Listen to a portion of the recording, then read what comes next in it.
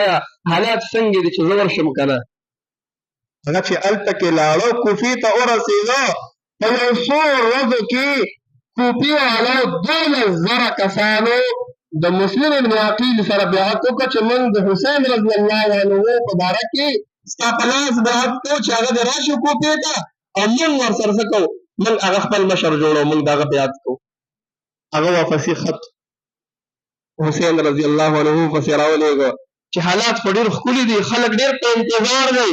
ډېر زیات خطونه ورپسې راغلي وو، وفدونه راغلي وو چې ته راشه کوفې ته. نو هغه هم خط راولېږه چې خلک مطمئن دی، حالات ښکلي دي، لہذا تاسو راځئ کوفې ته.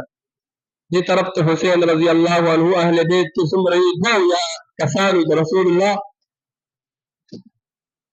صلی الله علیه وسلم خاندان 2 یا کسان کوفې طرف ته روان شو. هلته یزید ته پته ولګېدله چې حسین رضی الله عنه خو مسلم بن عقیل لېږلی دی او 12,000 کوفې والو د هغه په لاس بیعت کړی دی او ما نه مني هغه مني. حکومت او د مشري دا یو شی دی چې دی د دین اسلام ته نه ګوري. نو مسلم بن عقیل دی ولګېده فوري طور باندې چې د کوفې کم ګورنر هغه معزول کړه، ختم یې او عبدالله ابن زیاد دا ګورنر مقرر کړي چې سوام هغه به کوي. ولګه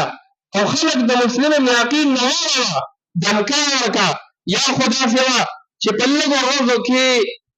12,000 خلکو کوفې والو د سره بیعت وکړه چې موږ ستا ملګري یو، لاس باندې بیعت وکړو چې حسین رضی الله عنه دې راځي، او یا خو داسې شوه چې یو ته تښتېده، بیا